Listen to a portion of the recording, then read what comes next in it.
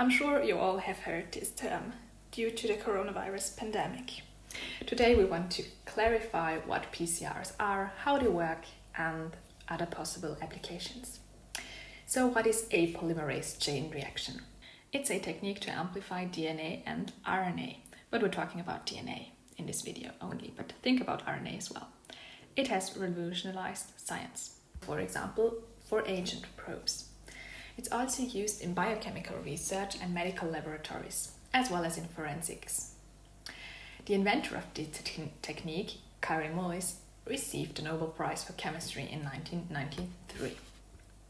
So, the general principle of a PCR is to denature DNA, whereby denaturing means that we break the strands apart. Then an enzyme is annealed to complete the strands, and then those are elongated. We actually need several components. So, first, and the most obvious one is the DNA template. This is the DNA sequence of interest. Then we have the DNA polymerase. Polymerase is required and is an enzyme to produce new DNA strands. A very famous one is the so-called Taq polymerase, which is commonly used because it's relatively resistant against heat. Then we need primers. Primers are short DNA sequences that are complementary to those DNA sequences that one wants to amplify. And they can be designed to adhere to actually any location that is of interest.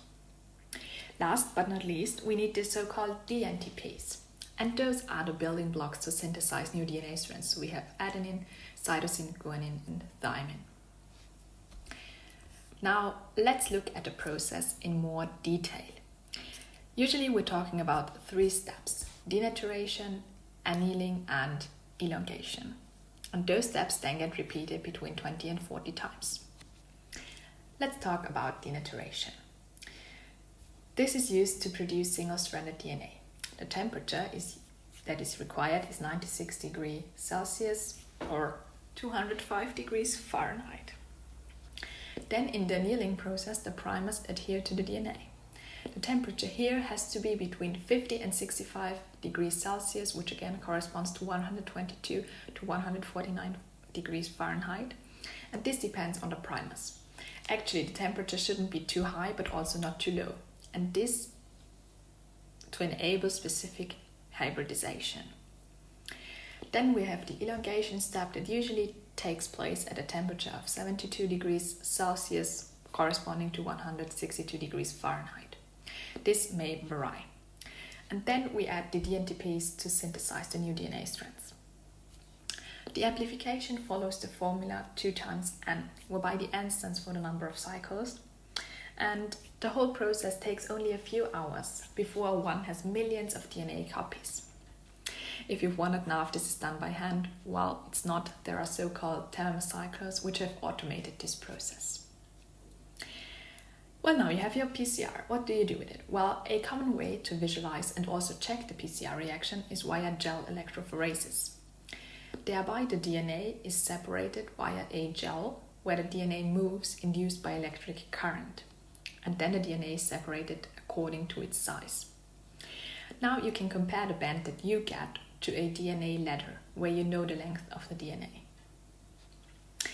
As said at the beginning, PCRs are, maybe even rather infamous at the moment for their application in detecting SARS-CoV-2. It's more specific than antigen tests and thereby can detect tiny amounts of virus. But it's also one possible application. Other well-known applications include forensic science, where one takes samples from a crime scene to identify potential suspects. It can also be used to assess the biological fodder. When we're talking about research, PCR is a very common technique, not only in molecular biology, but also when it comes to medical stuff and diagnostic purposes. Actually, PCR is a comparatively easy technique. It's very sensitive and, as indicated before, a powerful research tool. There are some limitations, the major one being that the sequence has to be known in advance. So this means that you have to know something about the DNA sequence of your interest in advance, and that can be quite complicated. and furthermore, contamination is quite easy, so you might amplify the wrong sequences. This was a quick and very brief introduction into this highly essential research tool. If you enjoyed this video, don't forget to give it a thumbs up and to subscribe to the channel to see weekly uploads on scientific topics. See you in the next video.